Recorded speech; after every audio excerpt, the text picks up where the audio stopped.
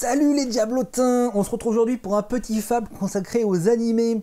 Alors, j'avais fait il y a quelques semaines un fab consacré aux films qui s'appelait le 30 Day Challenge Movie Film ou je sais plus trop quoi. J'ai décidé de faire finalement les deux autres. Aujourd'hui, il y aura celui de l'animé et dans quelques semaines, il y aura celui pour les jeux vidéo parce que celui des jeux vidéo me demande beaucoup plus de concentration parce qu'il est beaucoup plus difficile de faire des choix. Vous verrez pourquoi quand ça t'arrivera le moment de celui-ci. Mais aujourd'hui, on est consacré aux animés. Et contrairement à celui qui avait été fait la dernière fois, cette fois-ci, ce n'est pas moi qui ai choisi les questions. C'est Ecolian, fidèle membre de mon Discord, qui m'a dit « Tiens, voilà les questions, réponds-y ». Alors, ce qui a été beaucoup plus difficile pour moi, parce que sur les films, j'ai pu choisir les questions.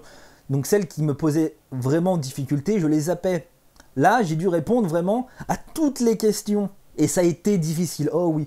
J'ai dû faire des choix assez difficiles, notamment, il y a plein d'animés dont j'aurais voulu parler. Par exemple, je vous spoil un peu, mais je ne parlerai pas de Full Metal Alchemist Brotherhood. Pourtant, c'est un chef-d'œuvre. Il y a d'autres animés qui m'ont marqué, qui rentraient plus dans les cases des questions qu'on m'a posées. C'est dommage. Alors la première question, c'est le tout premier animé que j'ai regardé. Alors comme beaucoup de gens, j'ai été élevé au Club Dorothée, et je pense que le premier animé que j'ai regardé, c'était Chevalier du Zodiaque, ou Sento Seiya, dans la version japonaise. Alors ça devait se battre au coude à coude avec Dragon Ball, mais j'ai choisi Saint Seiya parce que j'avais des figurines des Chevaliers d'Or, et j'avais pas de figurines Dragon Ball. Donc je pense que le premier sur lequel j'ai vraiment accroché, le premier que j'ai vraiment regardé, ça devait être Saint Seiya. À cause de ça, bon sincèrement, Dragon Ball, Saint Seiya, maintenant il y a plus discussion, c'est vraiment Dragon Ball qui est passé dans... Dragon Ball, j'adore tout autant, mais je pense que vraiment le premier c'était Saint Seiya, ça restera Saint Seiya.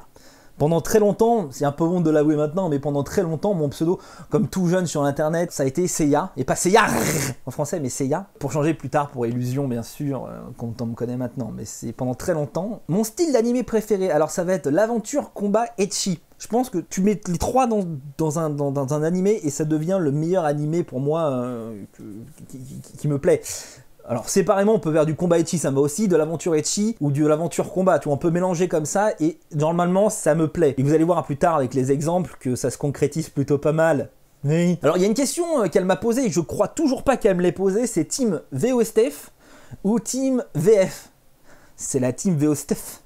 C'est-à-dire que tout ce que je regarde, que ce soit les films, les animés, les séries, les jeux si c'est possible, c'est de la VO sous-titrée français. On ne remplacera pas les doublages originaux, surtout les japonais où les mecs sont à fond. Il y a rarement un doublage où c'est un métier plus que... Là-bas, tu es reconnu quand tu es doubleur. En France, tu es rien quand tu es doubleur. Et attention, je respecte énormément les doubleurs. Quand je dis ça n'est rien, c'est au niveau de la reconnaissance. Il y a très peu de doubleurs. Il y a Richard Darbois, tout ça, comme j'en avais parlé dans le FAP précédent, mais il y a peu de doubleurs qui sont reconnus en France. Il y a Thomas Saint, etc. Mais là, au Japon, on est sur une autre étape de l'évolution du doublage. Oui. L'animé que d'habitude, c'est pas mon genre, mais là que j'ai bien aimé, c'est Food Wars. Alors, pour ceux qui me connaissent, je suis une horreur en nourriture. C'est-à-dire que je ne mange absolument à rien. Je n'aime rien. Et cet animé arrive par moments à me faire visuellement envie de certaines nourritures que je sais que je n'aime pas. Et ça, c'était une prouesse. Alors, il y a deux écoles sur cet animé. Il y a l'école qui regarde pour la nourriture, etc. Et puis, il y a l'école qui regarde pour la réaction du jury devant les plats. C'est-à-dire qu'ils sont limite en mode orgasme. Pour certains, c'est même plus que limite. Ils sont déjà sur l'orgasme. Devant un riz au poulet. Tu vois, les mecs, ils ont mis du poulet, des petites épices. Et ils ont servi ça. Et les mecs, ils sont en mode ah, c'est la meilleure nourriture de tous les temps. Tu vois, ils pètent des câbles. Ils sont en mode oh, c'est un riz au poulet, calme-toi. Mais c'est tellement marrant à regarder que du coup, voilà. Alors, il y a l'animé qui a le meilleur opening. Et alors là, ça a été un choix tellement difficile. Mais tellement... Et j'en ai pris 4. Mais c'est tellement pas exhaustif. Alors, j'ai pris Cowboy Bebop. Petit fond vert, regardez derrière la vidéo, trop bien. Cowboy Bebop parce que c'est la première fois que je prenais un opening VO. Entre guillemets, avant c'était c'était Bernard Minet, tu vois, c'était Ariane sur Dragon Ball, donc tout d'un coup t'as la musique de Cowboy Bebop, que j'ai redécouvert l'animation comme j'avais dit avec Cowboy Bebop, Evangelion et Escaflowne, et là j'avais des vrais openings japonais, et là Cowboy Bebop c'était funky, c'était ouf, et j'étais là en mode... Il y a One Punch Man, simplement parce que chaque fois que j'entends l'opening de One Punch Man, je chante One Punch, trop bien. Il y a Shingeki no Kyojin, ou l'attaque des titans pour ceux qui ne connaissent pas les titres français, bon les japonais. De toute façon, il y a un miracle avec cet animé-là, c'est que l'opening, tu sais, ça fait partie des openings que tu ne peux pas passer. Car tu as l'opening qui arrive, d'habitude tu le passes, et là non, tu ne peux pas, ta main t'empêche d'accéder à la souris ou à la truc pour dire non, passe-le, tu es là. Trop bien. Et il y a Dragon Ball, alors j'ai mis Dragon Ball, c'est pour rappeler tous les génériques autres, entre guillemets, parce que t'as T'Challa et T'Challa, tu en as tellement en VO qui sont magnifiques, qui sont... Ça a été tellement... Enfin, il y en a tellement que je mettrais, il y en a tellement. Il y a des openings de Naruto qui, quoi qu'on en dise, sont géniaux. Il y a des openings de One Piece. Non mais One Piece, je suis obligé de le mettre dedans, tu vois. One Piece, il revient plus tard, donc j'ai pas pu le mettre là. Enfin, voilà. Au secours. Et il y avait une question que j'ai enlevée, je vous le dis honnêtement, qui était la question des meilleurs endings. Les endings, je les regarde quasiment à 99% jamais. C'est-à-dire que j'ai vu mon animé, soit je le passe directement l'ending parce qu'il y a une petite suite après, soit je coupe l'épisode et je m'en vais faire autre chose, je ne regarde pas les endings. L'animé que beaucoup de gens aiment mais que je n'aime pas, c'est Assassination Classroom. Pourquoi? Parce que je trouve que c'est un sous-GTO. C'est-à-dire que ça reprend le même principe qu'un GTO, on met quelqu'un qui n'est pas censé être dans une école, ou professeur, et on lui met une classe de cancre, et comme par miracle, il trouve la solution de chacun des individus pour qu'ils reprennent confiance en soi, qu'ils deviennent des meilleurs êtres. Sauf qu'on le sait que le gros machin marshmallow qui se déplace à la vitesse du son ne va pas détruire la planète. On n'aide pas les jeunes juste pour détruire la planète et en mode de bah les couilles. Non, donc... Enfin, et c'est pareil, la classe est moins crédible que celle de GTO, où il y avait vraiment tout un panel différent d'individus. Là, ils sont trop gentils, même si à la fin, ils deviennent des serial killers. Enfin bref, je sais pas, j'ai pas accroché. Même si le marshmallow jaune est marrant, quand il va à l'autre bout de la planète pour chercher un peu l'effet Superman, il va chercher des sushis, puis il revient, et puis d'un coup, il va chercher un burger américain, il revient en 10 secondes. C'est marrant, mais pour moi, ça reste un sous-GTO. L'animé qui m'a donné des frissons, mais des vrais frissons, pas les frissons genre « Ah, c'est sympa », les frissons genre « C'est Hajime no Ippo ». Alors, je n'aime pas les animés de sport, normalement, mais Hajime no Ippo par Madhouse, c'est un monument. C'est vraiment un monument. Je crois que je n'ai jamais vu des combats, entre guillemets, réalistes, parce que dans du Dragon Ball, bon, bien sûr, il se TP, tout ça, mais là, c'est des combats de boxe. La mise en scène, c'est-à-dire quand il tape, c'est tellement bien animé, t'as les machins, t'as les volutes de fumée qui partent tellement il frappe fort, avec les déformations, c'est tellement bien mis en scène, la musique pile poil au bon moment, tout est parfait. Et ça donne un animé de combat que... Enfin, dans les combats, t'es à 100% avec eux, t'as un mode... que ce soit Sendo versus Hippo ou Takamura versus Eagle, putain, mais Takamura versus Eagle, ce combat dantesque, c'est pas un combat qui dure sur 60 épisodes, c'est un combat condensé en 3-4 épisodes pour les gros combats, c'est juste la folie furieuse quoi, c'est vraiment, il m'a donné des frissons, j'étais là, j'étais à fond, toi, c'était fou. Regarde, j'ai le sourire rien que d'en parler, c'est fou. L'animé, j'ai pas du tout envie de regarder, c'est Free, où il y a une autre déviance ou un autre truc, c'est Dive. Alors, j'avais eu un débat il y a un peu de temps de ça avec une copine à moi qui disait oui, c'est vrai que les Japonais sexualisent beaucoup de nanas japonaises, etc. Pourquoi tu aimes ça, nanana. Et elle regardait Dive. Et je lui ai fait, mais c'est exactement la même chose pour Dive. C'est-à-dire, oh oui, par exemple, dans Keijo, on en reparlera plus tard, c'est de la sursexualisation de nanas, etc. qui combattent avec leurs boobs et tout ça. Mais dans Dive, alors même si c'est moins poussé, ils combattent pas avec leurs fessiers ou avec leurs bubs, c'est de la surpersexualisation de mecs qui font de la plongée. Donc ça, après c'est typiquement fait pour des nanas. Après tu peux regarder en tant que mec si t'es fan de plongée, enfin de natation, ou t'es gay. Enfin j'ai rien contre les gays, hein, j'ai de très bons amis gays. Ils sont pas noirs, sinon j'aurais eu le combo, mais j'ai de très bons amis, enfin voilà. Mais c'est pas du tout ma cam, voilà. L'animé qui mériterait plus de reconnaissance, c'est Scribed. Alors c'est pas c'est Scribed. Regardez, là, super fond vert, enfin là vous voyez pas, vous voyez l'animé, du coup c'est magnifique. Mais alors Scribed en fait c'est un animé qui date d'il y a maintenant, je crois que l'année prochaine il aura 20 ans. C'est un des premiers animés qui était plus, je sais pas comment le décrire. Je crois que c'est le premier animé où j'ai vu qu'il y avait des humains qui étaient, entre guillemets, augmenté via des pouvoirs. En gros, tu suis il y a 22 ans, il y a eu un gros phénomène sismique qui a séparé une partie du Japon. Les nouveau-nés ont commencé à avoir des pouvoirs dépendant du possesseur un peu comme Boku no Academia. C'est-à-dire que selon qui tu es, tu as tel pouvoir. Dans ce monde-là, il y a eu une métropole, et c'est une métropole, en fait, ça a divisé les personnes en deux parties. Soit tu faisais partie des Holy, qui faisait régner l'ordre et la justice, la morale, ou soit t'étais à l'extérieur de cette métropole et tu vivais à la Mad Max, quoi. C'était le plus fort qui gagnait, etc. Et je sais pas, il y avait un charme, le héros avait un principe, il pouvait, quand il tendait son bras, t'avais une espèce, ça lui coupait le bras en 3 morceaux, avec une armure qui venait se fixer dessus, il avait 3 dents dans le dos, et chacune des dents lui permettait, quand il les consommait, d'aller à une vitesse phénoménale pour mettre un gros patard. Et bien sûr, à la fin, c'était full uniforme, full machin, il se tapait dans des proportions comme d'hab dantesques. Et je sais pas, c'est un animé qui m'a marqué quand j'étais jeune, je crois que c'est le premier animé où les héros avaient des super pouvoirs, parce qu'avant je vous dis c'était Evangelion qui était dans un mecha, Escaflowne qui était aussi dans un mecha, Cowboy Bebop qui était juste de la SF, et là c'était un des premiers animés que je matais avec des super pouvoirs, des haltères, etc. Je sais pas, ça m'a marqué, je trouve qu'en plus il a une vraie qualité, après il a 20 ans, donc tu peux aller voir, mais t'as un animé de 20 ans quoi. Hein. L'animé qui m'a le plus déçu, alors c'est très difficile de me décevoir dans un animé parce que généralement je vais voir l'animé en sachant ce que je vais regarder. C'est-à-dire que quand je vais regarder du Naruto, je sais que ça va être un animé entre guillemets fleuve, où il va y avoir pas mal de hors-série, qui va s'étendre parfois plus que nécessaire sur des points, parce qu'il rattrape le manga. Quand tu regardes des animés ecchi, tu sais que certains vont pas aller bien loin. Donc c'est très difficile de me décevoir, mais il y en a un qui m'a beaucoup déçu, que ce soit dans le manga ou dans l'animé, c'est Bleach. Parce qu'il y avait un potentiel à la base de faire un truc assez épique, dantesque, soit dans l'anime ou le manga, et ça s'est résumé à je suis à l'apogée de mes pouvoirs, je fais mon gros slash, je tue le boss de fin, je perds mes pouvoirs, donc du coup je récupère mes pouvoirs plus tard avec un truc qui m'arrive, je réapprends à me resservir de mes pouvoirs, je reslash à la fin avec mes full pouvoirs, je repère mes pouvoirs, je regagne mes pouvoirs par un moyen X Deus Machina, je refais blablabla. Pourtant, tu vois, il y avait des trucs sympas, genre la saga des Hollow, bien que longue, était vraiment sympa. Enfin, il y avait pas mal de trucs hyper cool, et ça, à chaque fois, ça a été gâché scénaristiquement, et tout ça. C'est très dommage. L'animé le plus what the fuck que j'ai regardé, c'est Puni Puni Poemi, couplé à Excel Saga, parce que c'est plus ou moins, c'est exactement la même ambiance. Comment te décrire Puni Puni Poemi? Déjà, ils pètent le 4ème mur quand ils volent. L'héroïne, c'est à base de Magical Girl qui se transforme en Magical Girl en prenant un poisson. Elle le jette, enfin, elle le met en l'air. Le poisson, t'as les arêtes qui sortent. Ça se transforme en bâton. Et là, elle se transforme en Puni Puni Poemi. À savoir que les autres se transforment aussi en Magical Girl, mais en Magical Girl SM, en Magical Girl machin. T'as le méchant, t'as un alien avec, au niveau des sbobs, t'as deux grandes lanières avec des boules au bout. Enfin, c'est tellement n'importe quoi. Excel Saga est un peu plus connu, mais c'est dans le même truc. C'est vraiment...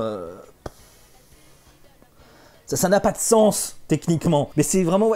J'avais vraiment kiffé, parce que pour le coup, là, si tu veux aller dans la what the fuckerie, je vous conseille les deux. Excel Saga. C'est un peu vieux, mais c'est assez priceless. L'animé qui m'a fait le plus rire, à l'époque, c'était School Rumble. Je me souviens d'une scène où t'as la héroïne qui est amoureuse d'un gars, qui est, pour le coup, là, le gars, c'est genre, il a aucune émotion, tout le temps, il se passe rien, tu vois, physiquement. Et à un moment donné, il est en vélo, et la nana essaye de le rattraper, mais c'est un vélo, le mec, on dirait qu'il pédale normalement, mais il passe à côté d'une nana, t'as le truc, t'as le vent qui souffle, et à un moment donné, ça m'a fait mourir de rire. Pour les connaisseurs d'Initial D, tu le vois le vélo dans un virage, et d'un coup, t'entends touf, la techno bien ringarde, et tu vois Initial D qui est en plein drift, et t'as le vélo qui fait et t'as la nana qui le poursuit, mais il y a plein de sketchs comme ça qui étaient à mourir de rire. Et plus récemment, vous allez le voir là, il y a un animé, genre il y avait des extraits qu'on retrouvait sur Nangal, où la nana se plantait une mine dans le doigt. Alors ça faisait une explosion nucléaire au niveau de la maison, puis après tu voyais le pays, puis tu voyais la planète, et puis ça allait raser Saturne, qui coupait Saturne en deux, tellement la douleur était présente. Il y avait plein de sketchs comme ça, ou un sketch que je vous mettrai peut-être en intégrale, en plein écran, je sais pas, où elle doit choper un sushi qui va tomber, et ça déclenche une suite d'événements, mais n'importe quoi tesque. Et alors ce qui m'a juste déçu dans cet animé là, c'est que ce soit des sketchs de 5 minutes sur un épisode de 20 minutes.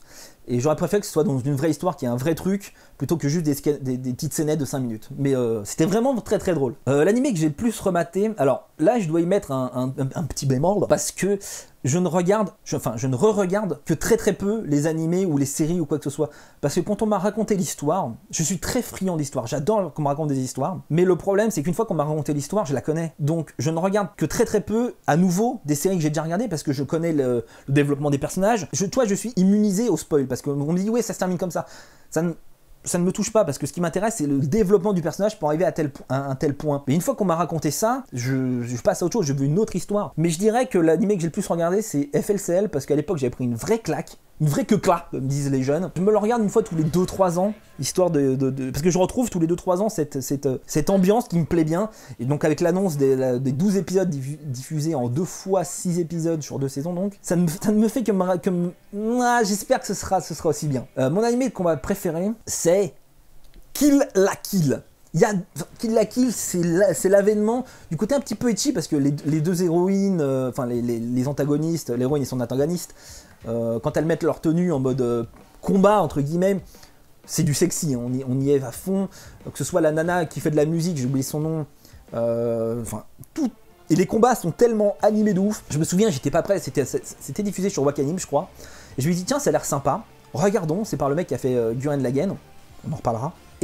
Mais le premier épisode, j'étais tellement pas prêt quand ça arrivait, c'était animé de fou, l'ambiance était malade.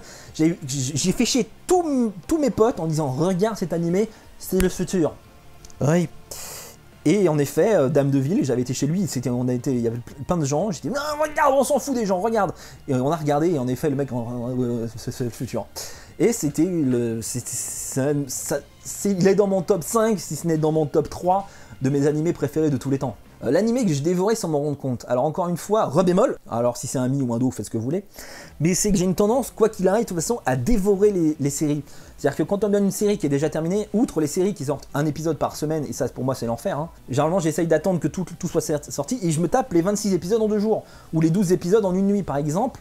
Là j'ai choisi No Game No Life parce que c'est la dernière, j'ai tapé les 12 épisodes en une nuit. Et que ce soit pour une série télévisuelle ou une série animée, généralement je me tape la série entière, d'une traite, parce que ça me une nouvelle histoire enfin, tu vois, que je connais pas, un nouveau monde que je connais pas, et si elle est bien, bah je la mange. Le couple, dans un animé que je préfère, j'ai choisi Ryuko Matoi, et alors attends, Mako Makensoku Soshu, c'est japonais, excusez-moi. En gros, c'est l'héroïne de Kill la Kill et sa coéquipière, entre guillemets. Je trouve que le couple fonctionne tellement bien. Alors, c'est 2 filles, hein, ils sortent pas vraiment ensemble. Mako sortirait plus avec le gros gaillard qu'il y a dans l'animé. Toi-même, tu sais ce que je veux dire si tu l'as regardé. Si tu l'as pas regardé, tu coupes la vidéo, va le regarder et reviens après, parce que tu es un mal élevé. Ma waifu, on m'a demandé ma waifu. J'ai mis longtemps à choisir parce que j'aime bien les petites excentriques, plein de caractères, etc. Souvent, les héroïnes sont assez plates, entre guillemets. Alors, pas au niveau de la poitrine, parce que ça ne me dérange pas, j'aime plutôt les petites poitrines ou grosses poitrines, mais sont assez plates. Par exemple, Bakumen, l'amoureuse de l'héroïne principale, je m'en contrecarre le fion avec une babouche. Ce qui m'intéresse par exemple plus, c'est la copine du héros, du copain du héros. Mais ma waifu restera pour l'instant toujours Yoko. Elle est belle ou pas, qui est dans Gurren Lagann. On y reviendra. Mon animé ecchi complètement assuré, c'est Keijo. Quelle découverte cette année, Keijo. Alors, Keijo, te décrire. Nous prenons des filles, nous créons un sport pour que ces filles puissent se mettre en maillot de bain sur une piscine, sur une petite plateforme, et elles s'affrontent à coups de boobs et de cul. Elles n'ont pas le droit aux autres choses. Alors bien sûr, c'est des japonais, donc quand elles font une attaque de cul, par exemple, il y a 3 cerbères qui vont sortir parce que c'est l'attaque des cerbères, d'une fesse qui attaque automatiquement. T'as une nana qui se tord le téton pour faire une drill, pour pouvoir percer le vent. Il y a une nana qui se déplace plus vite, parce qu'il y a plusieurs petites catégories, hein. Il y a les agiles, il y a les rapides, etc. Et elle se rentre le maillot de bain à l'intérieur des fesses, pour qu'il y ait de moins de contact possible avec l'air, et donc elle se déplace beaucoup plus vite. Donc enfin c'est absurde dans le plus haut point, c'est du ecchi totalement assumé dans des combats qui sont ma foi pas dégueulasses, où ils mettent des avions en quinconce pour pouvoir se battre sur des avions ou des bâtiments qui s'enfoncent dans l'eau. Enfin, c'est n'importe quoi, hein. On est sur du gros n'importe quoi, mais j'ai totalement adoré et adhéré. L'animé que j'attends désespérément la suite, c'est Seven Deadly Sins. Alors, c'est Nanatsu no Taizai, je crois, parce que c'est un shonen. Alors, l'heroic fantasy a cette particularité qu'au Japon, généralement, les animés, ils vont beaucoup trop fort. C'est-à-dire que s'ils font un animé d'Heroic Fantasy, ils vont te le faire à mort, Heroic Fantasy. C'est-à-dire qu'ils vont te sortir l'Heroic Fantasy la plus caricaturale. Ils vont te mettre tout ce qu'on peut mettre dans un Heroic Fantasy. Et il y a très peu d'univers fantasy finalement qui me plaisent en animé. Mais celui-là est assez, entre guillemets, soft. C'est un univers d'Heroic Fantasy, mais ça va. Je sais pas comment te l'expliquer, mais ça va. Le héros, ils sont tous charismatiques, ils ont tous une histoire plus profonde qu'il n'y paraît. Ils prennent le temps d'instaurer aussi tous ces backgrounds, etc., qui sont vraiment intéressants. Que ce soit le héros qui cache un sombre secret, que ce soit le bras droit, entre guillemets, qui est immortel, mais quand on connaît d'où vient son immortalité, t'en es presque à lui dire « pauvre gars, désolé ». Enfin, c'est vraiment poussé, c'est vraiment super sympa, c'est super frais, malgré ce que je viens de dire. Et donc j'attends, ils avaient annoncé genre en avril 2017, genre il y a la suite qui arrive, saison 2 sur Netflix, moi j'étais comme un fou. Et en fait c'était juste 4 OAV. Et la suite devrait arriver normalement fin 2017, début 2018. J'attends vraiment de tout cœur cette saison 2. L'animé dont la fin m'a le plus marqué, alors là, je vais sortir un truc sorti des abysses des animés, c'est TT Eitron. C'était un vieux dessin animé qui était pas terrible, où des jeunes vivaient sous le sol parce que la Terre a été irradiée, et ne peut pas y vivre, ou presque pas, enfin pas au soleil, pas directement sous le soleil. Et il y a des jeunes qui vivent un peu à la The Island de Michael Bay, si tu vois un peu la référence. C'est-à-dire qu'ils ont des chambres uniques, où ils n'ont pas d'émotion, ils se lèvent pour aller travailler, ils vont se recoucher et ainsi de suite. Et là, il y a un gamin qui s'éveille un peu aux émotions et qui se dit « Merde, c'est peut-être une vie de merde, je vais essayer de changer ça, je vais essayer d'aller voir à l'extérieur s'il y a des gens. » Et ça finit par une apocalypse complète où le monde finit noyé finit sous l'eau. Et la seule personne qui survit est une personne qui ne peut pas survivre aux rayons du soleil. Et c'était la première fois, je crois, que dans ma vie, je voyais un animé qui finissait mal. Et ça m'a marqué, parce que c'est pareil, c'est un animé qui a 20 et quelques années, et ça m'a vraiment marqué. Pour faire le mec un peu plus récent, je dirais Death Note, parce que je m'attendais pas à ce que le gentil, finalement, finisse tué par le pas moins gentil pour autant. C'est un mec qui a un idéal, qui dit, voilà, les mecs qui ont fait des conneries méritent de mourir, le mec qui a fait un viol, qui s'en réchappe, meurt, le mec qui fait des conneries, meurt, et finit par devenir lui-même un meurtrier. Parce qu'il y a juste, le mec a rien fait contre lui, il cherche juste à arrêter celui qui tue des gens. Et le mec devient un meurtrier de ce gars-là, et à la fin, même le sourire, l'œil qu'il a, on dirait qu'il éprouve du plaisir parce qu'il a battu quelqu'un d'aussi intelligent que lui, et du coup devient un meurtrier. C'est assez choquant. Bon, j'aurais pu dire Code Geass, j'aurais pu dire plein d'autres choses, hein, mais je dirais que c'est les deux qui m'ont vraiment marqué. Il y a l'animé que j'ai honte d'avoir aimé, alors attention, Kiss X6.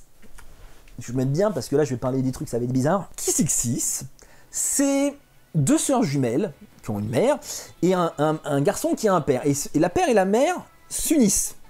Et donc, ils deviennent des beaux frères et des belles sœurs, tu vois. Enfin, voilà, vous avez compris. Et le problème, c'est que les deux sœurs tombent littéralement amoureux du frère. Ils veulent le ken. Alors le mec au début dit « Ah, c'est mes sœurs, j'ai machin ». Les parents disent « Ouais, vas-y, go, vous n'êtes pas du même sang ». Ça, c'est la technique japonaise pour dire « Pas de problème, tu peux faire de l'inceste ». C'est qu'ils sont pas vraiment du même sang. C'est des mariages recomposés, etc. Donc, bon, ça peut... Donc bref, il y a un peu d'inceste. Il faut aussi savoir que les nanas ont 14-15 ans, grand max, je crois. Donc on fait un petit peu de pédophilie dessus, même si c'est entre jeunes. Toi, t'es en train de mater des nanas de 14 ans qui veulent ken leur frère. qui finissent normalement par le ken. Donc on est sur de la pédophilie, inceste, comédie. Et moi j'étais en mode j'ai un peu honte de regarder ça quand même, mais c'est pas trop mal, mais j'aime bien. Tu vois, passons à autre chose, n'est-ce pas? L'animé que je dois mater depuis 1000 ans, mais que j'ai toujours pas vu, et là ça fera pas dire à Dame de Ville, c'est Jojo Bizarre Adventure Stardust Crusader. Il y a un style dans ce truc-là que je n'accroche pas. C'est totalement complètement gay comme design. Encore une fois, hein, j'ai des potes gays, des très bons amis homosexuels. Je n'ai aucun problème avec ça, c'est juste que je n'arrive pas du tout à adhérer à ce style. Je me souviens encore d'un épisode où le mec, il y a un des copains du héros qui a une cerise sur la langue, il fait avec, il est en mode mais c'est en train de jouer avec une boule, c'est quoi le message? T'es en train de lécher une... Quoi? Enfin, alors même si le Deio, le méchant Deio, apparemment c'est un des plus grands méchants de l'univers, tu vois, l'animé, même apparemment la suite est vraiment superbe. Apparemment c'est la saison 2 Stardust Crusader, la saison 1 apparemment est difficile à prendre, alors moi je suis en mode difficile à prendre, c'est-à-dire que la 2 est déjà pas mal difficile à prendre au niveau... Mais tout le monde me dit que du bien de cette série, de cet animé, il faut que je le regarde. Un jour je m'y mettrai, je te promets Dame de Ville, un jour je m'y mettrai, mais j'ai du mal. L'animé qui m'a fait pleurer toutes les larmes de mon corps, alors j'en ai mis 3, c'est Boku no Pico. Boku no Pico c'est un chef-d'œuvre d'animé japonais, je veux pas vous spoiler, je vous conseille de le regarder, il y a plein de raisons pour lesquelles vous allez pleurer devant cet animé, je vous laisse le découvrir. Il y a Tengen Toppa Gurren Lagann parce que il y a deux moments qui sont extrêmement tristes dans cet animé. Un vers l'épisode 8, pour ceux qui regardent, vous savez ce que je parle, et un à la fin parce que le destin du héros est juste injuste envers lui. Les deux m'ont touché énormément. Je peux pas vous en dire plus parce que si les gens qui n'ont pas regardé, ça vous spoil, mais il y a ces deux passages-là qui m'ont vraiment touché. Et il y a la mort du Going Merry dans One Piece. Alors c'est un bateau, tu vois. Et j'ai été surpris, alors quand je dis pleurer, toi, c'est les larmes qui sont au bord des yeux, c'est pas genre... Non, c'est les larmes, c'était en mode je suis un bonhomme quand même. Mais là, j'ai quand même pleuré pour un bateau. Le truc, c'est que pendant 300 épisodes, ou X manga, je sais plus combien, ça était presque. Ils lui ont donné une âme au bateau. C'était presque un personnage à part entière dans l'univers de. Enfin, sur le bateau de One Piece, dans le crew One Piece. Et du coup, quand il meurt, tu perds vraiment un membre de. C'est le premier équipage de Luffy qui meurt. Et ça m'a vraiment touché. L'adieu était vraiment triste. C'était. Ça m'a touché. Le personnage d'animé que je préfère. Alors là, attention, là je sais que ça va faire débat. Il y en a plein d'autres qui sont plus charismatiques, qui sont plus travaillés, qui sont plus... tout ce que tu veux, mais j'ai choisi Luffy. Parce que, d'accord, c'est l'archétype, c'est du full crétin au grand cœur. D'accord, mais c'est le roi de l'archétype du full crétin au grand cœur. C'est le dieu de ça. J'étais là lors du premier manga édité en France, j'étais là du premier VSTFR One Piece fansubé, parce que j'ai fait du fansub. Bon, j'ai pas fansubé One Piece, mais j'étais dans cet univers-là quand ça s'est sorti. Donc ça fait maintenant 15 ans que je grandis avec One Piece. Et donc pour Luffy, c'est devenu mon petit frère crétin, tu sais, c'est le petit frère crétin que t'adores. Ou le cousin, tu veux, c'est quelqu'un qui est proche de toi. Il est un peu con, mais tu peux pas t'empêcher de le kiffer. Tu vois, c'est Perceval dans Kaamelott, c'est, tu vois, c'est devenu mon petit frère débile. Je peux pas dire autre chose. Le personnage à qui j'ai envie de des claques, comme ça, là, il est là, j'ai envie de lui mettre des claques. C'est Tsukiki Uchiwa, Sasuke. Sasuke dont l'histoire a dû se terminer quand il a affronté son frère. Voilà, on clôt. Maintenant, c'est un émo, tout le monde veut l'aider, tout le monde veut... Il lui dit, non, je suis trop dark pour me faire aider, laisse-moi... Ta gueule. Enfin, tout le monde sera d'accord avec moi que Sasuke était un des plus gros gâchis uniquement là pour plaire aux nanas. Il est resté justement uniquement pour vendre des goodies aux nanas. Bref, Tsukiki, suicide-toi. Mon anime préféré de tous les temps, alors ça a été tellement dur de choisir mon anime préféré de tous les temps, mais tellement. Et j'ai fini par choisir Tengen Toppa Gurren Lagann. Parce qu'il y a absolument tout dans cet anime. Il y a une animation dantesque. Il y a de l'émotion dans les deux sens, c'est-à-dire qu'à un moment donné tu vas être mort de rire parce qu'il va y avoir des trucs drôles, et il y a des passages qui vont juste te tirer les larmes aux yeux. Comme j'ai dit, à la fin, que ce soit les destins du héros, que ce soit l'épisode 8 où il se passe ce qui doit se passer, à un moment donné tu t'y attends pas, il se passe ce qui se passe, ou même un peu avant la fin de la saison où il y a un sacrifice qui arrive, ça te tire des larmes, mais en même temps c'est tellement bien. Ça commence, en plus la série est divisée en deux volets. La première partie, c'est à échelle humaine. C'est-à-dire que le mec, à la base, c'est des humains qui vivent sous la terre, il a une drill, il creuse toute la journée, et il tombe sur une tête de méca, il met la drill, et là ça part complètement en sgeg à partir de là, ils sortent à la lumière du jour, et c'est très humain. Et dans la deuxième partie, tu t'y attends pas, parce que vraiment, ça bascule à un moment donné, genre tu te retrouves 15 ans plus tard. Et là, il y a de la trahison, ça devient plus sérieux, et ça se finit avec des galaxies. Les mecs se battent avec des galaxies. Et c'est pas une métaphore, hein. C'est-à-dire que réellement, les mecs prennent une galaxie dans la main, ils la jettent au méchant. Le méchant reprend une galaxie et la jette. Donc on en est là, quoi, à la fin. Et ça reste crédible, plus ou moins. C'est très bizarre. Enfin, c'est amené de telle sorte que tu comprends, tu vois. C'est un méca dans un méca, dans un méca, dans un méca. Mais c'est... Il y a de tout dans cet animé. Donc ça reste... Et puis il y a ma waifu dedans. Mais Kill la Kill, je pense, c'est deuxième, tu vois. Deuxième, genre, on sait pas qui arrive premier, quoi. Et alors, la dernière question, c'est le dernier animé que j'ai maté. Alors, simplement, c'est Shinjiki no Bahamut, Virgin Sulu. Alors, j'avais vachement aimé la première saison qui s'appelait Shinjiki no Bahamut, bien qu'un peu courte et un peu sec sur la fin. Mais l'animation était vraiment superbe, l'ambiance était cool. Et là, c'est la série, mais genre 10-15 ans plus tard, tu vois. Outre le fait d'être super frais, super bien animé, tout ça, c'est une des rares séries qui sait utiliser intelligemment la 3D. C'est-à-dire qu'elle les met dans des endroits qui sont généralement pas trop visibles. Quand ça a besoin d'être mis... En plus, la 3D passe très bien. C'est pas le genre de la 3D sec, c'est de la 3D qui est légèrement redessinée dessus, on dirait. Et par exemple, quand il y a besoin d'une grande foule, ils font déjà toujours des personnages animés en 2D devant et 2-3 personnages derrière en 3D, qui fait que tu n'as pas l'impression qu'il y a de la 3D. Tu vois qu'il y a des gens, c'est animé en 2D, mais ça passe bien. Et c'est vraiment, pendant toute la série, il y a vraiment que très peu d'endroits où tu dises « Oula, la 3D, aïe, j'ai mal, laisse-moi tranquille ». Parce que ça, les Japonais, quand tu vois Berserk ou ça, ils ont du mal encore avec la 3D. Hein. C'est ambitieux, mais ils ont du mal avec. Et j'ai rien contre la 3D quand c'est bien utilisé, Voilà. Donc, encore une fois, je vous ai dit, il y a pas mal d'animés que j'ai dû zapper. Je vous mettrai dans la description ma anime list, qui est tous les animés que j'ai regardés de toute ma vie. Alors, il y a pas mal de retard parce que j'avais rempli ça il y a quelques années. Je suis en train à nouveau de la re-remplir, mais il y a du retard. Mais ça vous donnera une idée de que je suis pas, voilà, je parle pas des animés parce que je dois faire une vidéo sur les animés, tu vois. Donc je disais, il y a pas mal d'animés en plus que j'ai zappé, genre Read or Die, qui était un très bon animé à l'époque, c'était une série 3 OAV, qui était animée, pareil, de fou, je m'y attendais, enfin c'était vraiment une claque à l'époque, l'ambiance était vraiment extraordinaire, c'était, je vous le conseille, il y a une petite vidéo qui va passer là pour vous montrer un peu, enfin il y a pas mal d'animés que j'aurais voulu discuter, enfin c'est... Et je vais vous le demander encore une fois, s'il vous plaît, si mon contenu vous plaît, que ce soit gaming ou les FAP, abonnez-vous, hein, likez la vidéo, et surtout, j'ai été très surpris sur le dernier FAP, masse gens, mais vraiment masse gens, ont donné leur avis, ont répondu aux 30 questions, et ça m'a fait extrêmement plaisir, parce que moi j'adore ça, lire ce que les gens aiment, etc. Il y a sûrement des réponses, vous allez donner, je vais être là, mais bien sûr, c'est ça la réponse. Bien sûr, je vous mets les questions en description pour pouvoir vous y répondre, et j'espère que vous allez participer. Je vous retrouve la semaine prochaine pour un autre FAP, qui sera pas le FAP sur les jeux vidéo. Le FAP dans les jeux vidéo sera dans 2-3 semaines, je pense, parce qu'avec le travail que j'ai maintenant, c'est difficile de faire, voilà. Et puis, je vous aime. Ciao les diablotins.